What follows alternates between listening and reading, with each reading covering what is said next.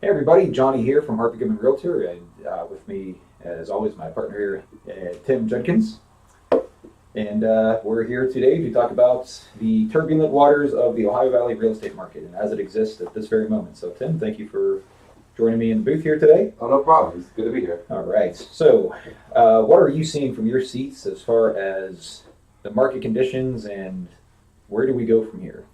Well, I sit in several seats, so I see it from several different levels, from my personal business, from a corporate level, from what I hear from the other agents, and seems like it's going in a slower direction than it usually is at this time of year. Yeah, and I just did one of these myself a couple weeks ago, and I was saying that my business was picking up, and I'm starting to see now a little bit of a slowdown, not so much maybe as other sections, as far as we were just talking prior to even going live. But there's no denying that there is I don't know if I want to call it the calm before the storm, as far as This whole year felt like the calm before the storm. this whole past 2 years, 3 years. I mean, from COVID to this and that, and what we were talking about, it's just everyone's in this boat together. And now, do you want to call this a recession or change the definition of it? Whatever. It's the best thing we can do, I guess. We're feeling the pinch. We're feeling the pinch. So, as far as where I sit in the market, I've always said that our market is somewhat immune to some of these negative effects as far as what the economy is doing. And mainly, I mean, I've always said that recession looks like California staring back at West Virginia. Not to talk very poor or anything else about our area, but we kind of round out some of the national averages at the bottom as far as median levels of income, housing prices, things of that nature. So when markets crash, it's sort of like we look upwards and say, come join us. We've been down here for a little while. So we're sheltered in that regard. But it also means as interest rates climb and, the median levels of income don't change. Right? I mean, right now it's like $400 on average per month that the average American has to spend to maintain their same lifestyle. I saw a statistic with that, yeah. How do you couple that with now buying when the interest rates are going up and up as far as you see them? So yeah, I saw somebody was putting out a report saying that if you are a first-time home buyer, more than likely you would have to wait till this blows over. But at the same time, to your regard of what you were saying, we're kind of immune to a lot of these, market changes nationwide because we're kind of self-sustained in this area, is what you were saying before we got on this podcast.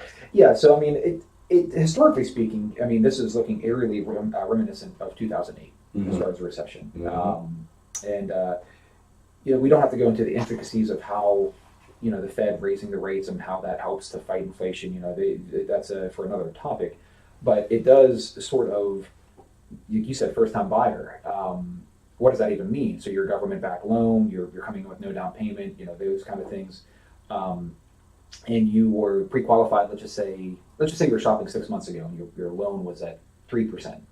And now you still haven't found something. The right house hasn't popped up because people are maybe being more sheltered in place as far as recession. People aren't making large-scale, aggressive financial decisions. So we're not seeing as many That's listings. a real thing right now. We're not seeing as many listings. So therefore, if you're that buyer that hasn't found something because there hasn't been anything to buy, the interest rates have doubled in the last 6 months. So what you were able to afford 6 months ago, I don't want to say it's cut in half, but you really need to take it. If you were pre-qualified for $200,000 at 3%, you might be down to 175, 150. Yes, And definitely. the opposite thing is occurring as far as you would expect housing prices to sort of come down as interest rates go up. We're not seeing it. No, the sellers, yes. So from the realtor side, the sellers still live in la la land. They still think this is the beginning of the pandemic.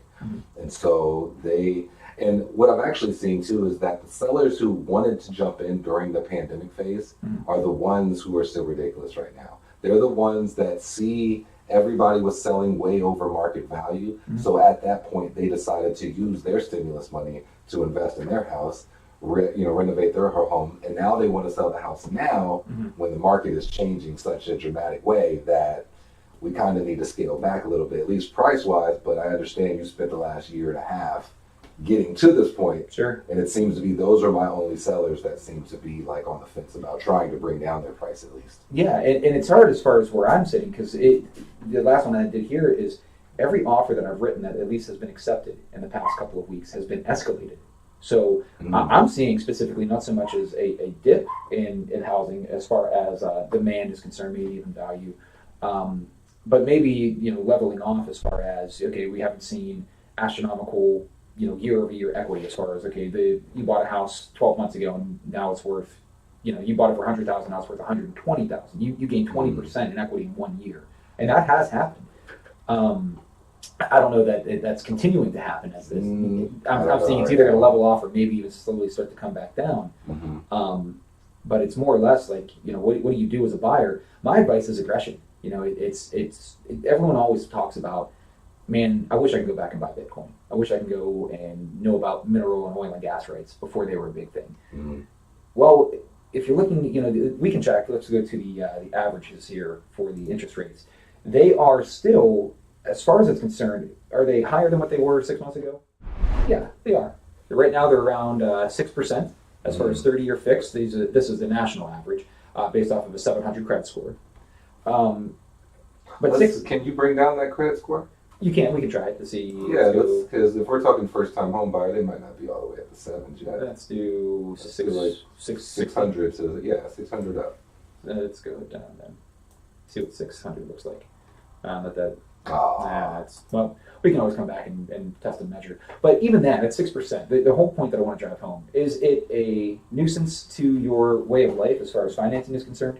Yeah, it is. But 6% is still nothing compared to what it was in the 1980s. I mean, it was like 18% back then or something like that. You needed 20% down just to get a home. We didn't have any first-time buyer options. Let's go back to the camera here. But it's it's one of those things that people say, man, I'm going to wait till the market comes back down, or I'm going to do this or that. From where I'm sitting, the market's being driven by lack of inventory because people aren't making aggressive decisions. As far as maybe they're moving, and who knows? COVID has made a wonderful mess out of every market. We're still not completely out of it. Now we're looking down, again, recession and all these other economical downturns. The whole point of this is that if you don't buy today, and I'm not saying this as a pressure kind of thing, but you might be looking backward 6 months from now saying, man, I wish I would have bought at 6%. Because the best time to buy is always 5 years ago. Yeah. Everyone says that. Even in the 80s, there was an opportunistic time. You just had to recognize it. So, my best advice for you as a buyer, if you're actively looking, is to, I don't want to say settle, but I wouldn't want to be on the back end of this. Because one thing I know for sure, we can speak speculatively about the market and whether it's going to go up or down. And we can make as many predictions and use as many metrics to measure that. I don't know. I don't have a crystal ball. But I can tell you that the Fed has announced that they're going to continue raising the rates because of inflation. That's how they fight inflation, to curb. So I don't know what the housing market's going to do price-wise. I know the interest rates are going back up. Yeah, so we know for a fact that interest rates are still going to move in their direction. As in terms of the values, I mean, somebody's got to get in contact with these sellers and let them know what's happening.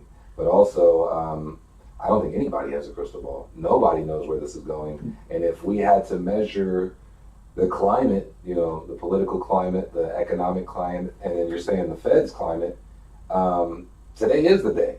We can't wait for another 6 months, 3 months to buy because you don't know if it's going to get worse at this point. Yeah, if you were buying, let's just say you're that situational buyer we just talked about. Maybe you've been in the market for the last 6 months and your interest rate was at 3 in January. Now it's at 6. Yeah. If you don't buy until December and it goes up to 9, it's always one of those things that your positional power is diminished by the interest rate. It's impacted. But one thing to really say too is that we talked about this briefly beforehand. One of the cheapest places to live in the entire world, not just the nation, not just our specific area, the whole world, in the entire world, is Pittsburgh, Pennsylvania, ranked as the most affordable city to buy a home in the world. You know how big the world is? That's wild. It's a big place. It's not. This is not just it's crazy. And what that means to us is that, like I said earlier, we round out the national bottom as far as standard data points, like median levels of income and everything that we talk about. So when the markets do have these, bad conditions as far as, okay, the interest rates have gone back up, it's still very affordable because our housing market hasn't necessarily caught up to, I've always said, like, when we talk about crashes, it would be a hard fall to go and be a new buyer, maybe in the San Francisco Bay Area, and buy a house at, $750,000, and then within 1 year it's only worth $400,000. They see those swings that go up and down and crazy. That they do. And then you're stuck. You can't do anything because that's a life-changing amount of money. Here, our market, you have to project backwards or look backwards 50 years or more to see maybe some significant decline within our market. It's always 2 steps forward, 1 step back. Definitely. So when markets crash, we fall off a step ladder, we twist an ankle, limp around for a little bit, and get back up and go back to life. That's really what it is. So I'm not really concerned about real estate markets crashing in our area. And from what I see, we're driven by industry. We're driven by things. I mean, look at Belmont County. Look at St. Clairsville. We're building a hospital here. We're still building. We're still growing here as far as. There's a few exits down. They have a lot of construction on each exit right now, it seems. I mean, so if the cracker plant ever comes through, as far as even the state of Ohio bringing Intel, as far as a corporation to host, we see all these beneficial things happening in our neck of the woods. The rest of the country might be on the way down. I think we're on the way up. And like I said, it's. I do want to say too that even for when the pandemic first started, and people kind of thought that the market was going to be weird and things like that, the locals need to know that if you don't want to buy, best believe the people who are scrambling away from these cities will. Sure.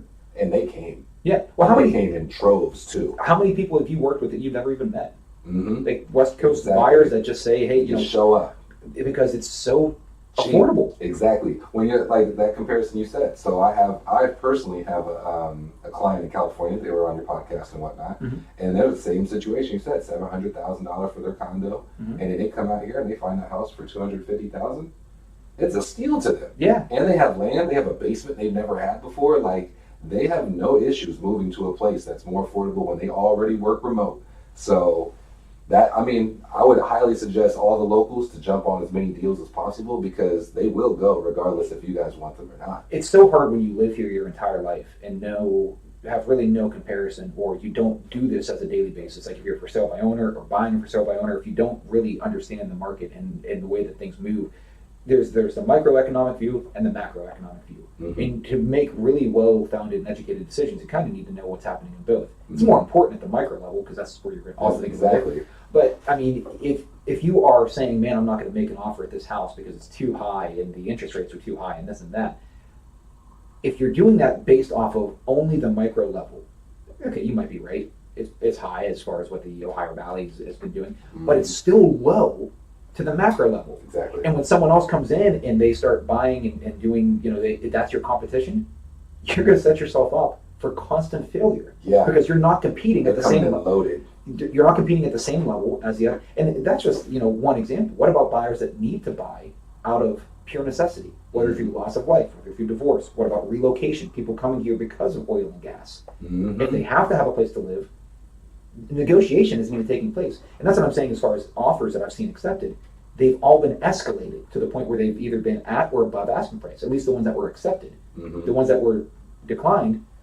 Yeah, I just had a closing today that was over asking price. So if you think that's not still happening, it definitely is. But it goes to what you're saying. They're not from here. So they thought it was a sweet deal from where they're coming from, and they're going to jump on it. Sure. I mean, it's a weird. So I've actually talked to older agents that's been in the industry longer than us, and they are constantly coming to me with, I can't believe that house hasn't sold yet. I can't believe that house is going for that price. So a lot of the micro that you were talking about literally doesn't make sense to people who have been doing this for so long also. It's the Wild West of real estate. I've said it over and over again. And it's getting wilder, it seems like. It is. Yeah, it's... I can't believe some of the change. It seems like, talking about something 90 days ago, seems like an eternity ago. Because I'm so caught up in this whirlwind of problem solving and trying to, financial management and wealth management, saying, hey, real estate isn't just a place to live. It's also an investment. So dealing with investor clients and things of, this is the hardest part because, again, while our median levels of income don't necessarily change drastically as well, if the housing prices do, again, if you're stuck renting, this is why we do these podcasts, because we're in the business of, I always tell people I'm not in the business of sales. My job is not selling homes. That comes with what I do as far as, but we're consulting. Exactly. I want to talk to someone and say, what is your goal? What do you want to see? And here's how I would do it to me. And by the way, consulting is free. It doesn't cost anything. There's only a fee whenever we actually conduct business and get to an actual closing table. Exactly. So if you're a first time buyer, if you're thinking of buying and selling, that kind of stuff, a quick conversation just to establish what you want to do and whether it's even realistic given the current the standards in the market. But like I said, it's just one of those things that the Wild West, it's so hard to make any accurate prediction because things are fluctuating so fast. So fast. I mean, interest rates alone fluctuate in the last 90 days, let alone a military invasion of Ukraine and all the markets acting with pure anxiety of where this is going to go. Exactly. So, I mean, yeah, the time is now. It's been 5 years ago. That's when you should have bought real estate. That's not going to change anytime soon. We're kind of self-sustained. Like you said, we're kind of in our own little bubble here in Ohio Valley. So the market is completely different than when you were 6 years old, 7 years old. It is a whole different animal. And we're all trying to just coordinate with that. But also, I think there's still a large exodus from the major cities happening. So we still have an influx of out-of-towners who want to buy properties out here. So that is going to be your main competition, I think, more than anything. Well, investors especially. And as far as if the housing market keeps going up and up, the next thing that follows is the rental market. Because it has to. I mean, think of it this way. If the housing market keeps going up and you're buying more for an investment property, that means, especially if you're financing that investment property, that means that your mortgage is going to keep following suit. And as interest rates go up, the mortgage payment for an investment property is going to be higher. Well, if the mortgage payment's higher, and why would I buy an investment property if the mortgage was $1,500 a month and then rent it out for $1,000 a month? I'd be losing $500 a month. Exactly. So you either have to meet or exceed, at least in that very crude model. Now, we're way oversimplifying how real estate investing is done, but you can at least understand it as a direct correlation. If you are now currently paying rent, and taxes are going up, and all these things are happening, don't be surprised if the rent continues to go up. But it's always hard when, like we're saying, the median levels of income stay the same. Yeah, and I'd like to throw that out there too, that if you're worried about your rent growing and that it keeps going up, then maybe you should buy. Yeah. Because at least you're locked in for 30 years at that rate. And you can always, if you don't like it, the best part about owning a property, if people, for whatever reason, it gets stuck in their mind that it's something of impermanence. Yeah, or it's like a burden or something. You can buy a house on Monday, get the keys, and turn around and put a sign in on Tuesday. People do it all the time. Yeah, they do. It's almost like trading vehicles. People do it. It's like I said. It's again, call Tim. All of our contact info is on our Facebook pages. Call any one of us. Call the brokerage. We'll gladly sit down if you just need a place to get started. Whether buying, whether selling, whether you want to start a portfolio and investing. Again. It might not be the most opportunistic time as it was 3 months ago, but it's probably still a better time to buy than it will be 5 years from now. Yeah. As far as I see it, it seems that they're consolidating the market as much as possible. We had a lot of businesses, LLCs, come in and buy properties during the pandemic, and that seems to be the goal. I mean, they don't want people, the vehicle thing right now, so I just feel that we're leading into that direction where your opportunity to actually own is becoming smaller and smaller by the year. Yeah, people that look in these niche markets, so for example, I have someone that would come in and say, we want a house for $200,000 to $250,000 only in St. Clairsville.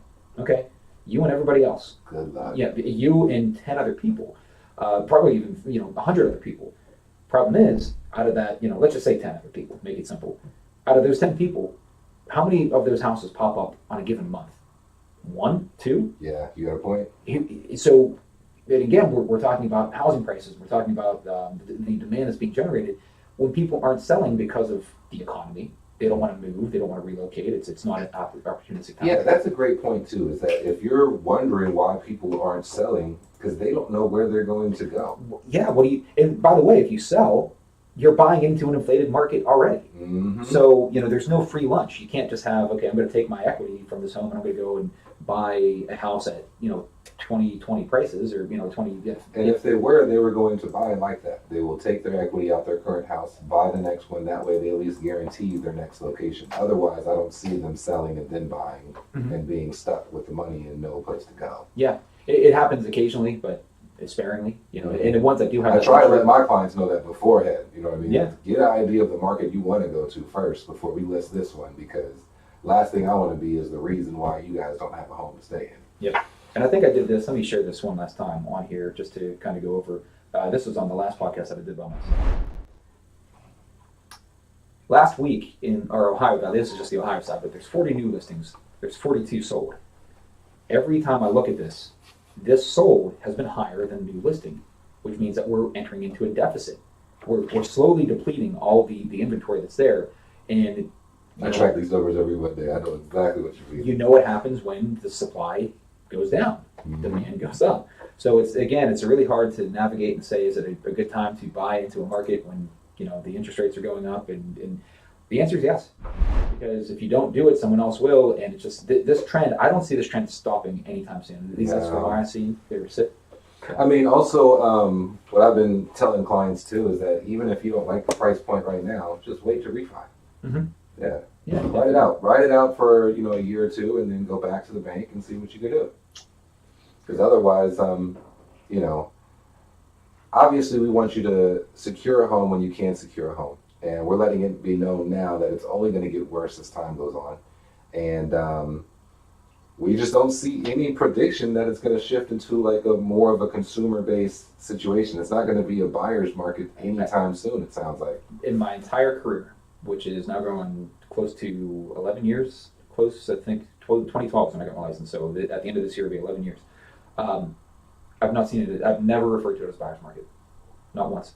It hasn't been a buyer's market since I jumped. Well, I can't remember last time. There was opportunistic moments for the buyers because of low interest rate, but it's always been... It's still a seller's market. No, I haven't seen buyers yet. Yeah, I can't refer to this market as I know it ever as being more advantageous to a buyer. That means when there's more sellers than there are buyers. Mm-hmm. Right now, there's more buyers than there are sellers. Yeah. And it's just, it is what it is. Get ready to compete for the ones you want. Not get ready. It is happening. Yeah, if you're just now getting ready, you're losing to the people that were ready 6 months ago. Mm-hmm. Yeah. I have a cousin that stays out in Dayton, and so she came and visited me like a few weeks ago, and she saw the place, and she was like, "Man, I'm thinking about getting a different place." And so she started house shopping out in Dayton. She found a house she wanted, right, on Realtor.com. She talks, so she saves it, sends it to her husband. She goes to the bank the next day to get her pre-approval and stuff like that. When she's sitting with the bank to show them the house under contract, literally listed the day before she saw it. So it was on the market 2 days. It's already gone. So that's what you're facing when you guys are jumping in the market right now. Well, if you're not ready, it's already gone. There's more sold than incoming, and until that changes, I mean, remember what happened when? Look what happened with right at the beginning of COVID. Everybody ran and bought toilet paper. It's a comparison. I'm using it as a crude reference, but we're like the department store that has no toilet paper. Yep. There's less housing on the market than there are buyers, and it's just you can't. Someone that you got a new listing coming, so you're still pulling about the somehow. That's what I'm saying. As far as my seat is concerned, we were talking prior to this. I haven't seen really so much of a. It's probably going to be, a purge of real estate in a lot of ways because there's. I don't know. You're onto something because the guys who own more than one property and it's not producing, it's going to come to the market. Well, I'm even saying just even as a business standpoint, where there's a lot of agents that do sort of this as part time. In our area, as population dense as we are in some sections, you can find a real estate agent on every block. I mean, we're kind of saturated to that extent. A lot of this might be like a new frontier where the business is we're already starting to slow, right? As far as even the incoming listings and that kind of stuff. So it might be something that again. I'm here, like I said, I don't want anybody to look at my job or myself as in sales. I want people to call me and say, I have a question. That's what I want to answer. I want to solve problems. You're a problem solver. That's it. I want to be able to say, here's what I would do in that circumstance. You're a solution specialist. That's it. Pretty much. I want to see this entire career as that. Anyone that sees, hey, you're opening a door and cashing a paycheck, no, and if that's how you feel, you're really going to fall off the wayside. Yeah, you really need to find someone else who's going to adamantly speak about, and tell you why. So I don't know. That's Yeah, I mean, it's definitely going to be a shift. I want to see more people get into home ownership. Obviously, this should be the goal. Rentals is not going to work out for you in the long term, obviously, if they're going to keep raising those prices. We're going to see a few properties come to the market, like you said. I believe we're going to have a shedding of the investors, the ones they weren't able to get up in time, the ones that they can't raise the rent, they have bad tenants, issues with that. Those houses will hit the market. But other than that, you better grab what you can when you can. Yeah, it really is. All right, well, anything else you want to add before we sign off here? No, I liked that last point you had. We are really problem solvers and consultants more at the end of the day, especially for buyers. We do a lot of the work on the front end without any pay. I would actually highly suggest you ask a realtor any questions you want, because that's where you're going to actually get the most valuable information versus anything on the internet. Anybody can type anything on the internet on these blogs and websites. They don't need to be licensed. They're just free to say what they want. We have freedom of speech in certain aspects. So, I mean, with that being said, also I was going to say that I went to an NAR CE class not too long ago, and they were saying that as of 2022, we have had to this, I guess, August, we've had 2,400 new realtors licensed in the state. In the state. It's exploding, the amount of people who want to be realtors right now, but there's not enough business to retain all the realtors that are trying to jump in right now. Yeah, I mean, and like I said, it's nothing. We're hiring, by the way, so don't well, that. Well, from someone who's done continuing education and has taught for the state of Ohio and helped people with not necessarily their course requirements, but their continuing education. I'm not against, I wish everybody the best of luck. But you have to really, like I'm saying, for you as a buyer, it's so easy, like you said, someone makes a blog post and they just throw out whatever they want to say. There's so much of that is done that it's, I want to say by design, as far as like being, old. Real estate's about selling the sizzle, not the steak. You're on to something, right? I mean, it really is. So if it's when I don't want to sell anything, maybe myself, but to say like, okay, I want to sell my knowledge to you. Here's, if someone comes to me and they're a VA buyer, veteran who's, through their service has earned this benefit, but if I know there's a loan that's better for them, my job is to say, look, I appreciate the service. I know that this is well-founded, well-earned, but did you know about this other program that's out here? Because not all government loans are equal. You're in the business of helping people. That's it. It's all it is. And I would do it for free. I volunteer to make balloon animals. You do it for free all the time. I do it, scuba dive at the city of Wheeling. Kids love those balloons, by the way. They want me to tell you that. Well, thank you. But like I'm saying, more or less, I love when you come on here because it's like-minded as far as, because I know you're in the exact same scenario. That's what I live on, problem solving. Yeah, and it feeds my family, and I haven't worked a day since I came to this company at all, because I love what I do. Yeah, it's like I'm with the family all day. So it is. It really is. Yeah. It's the coolest thing ever. Yeah, that's all I have, though.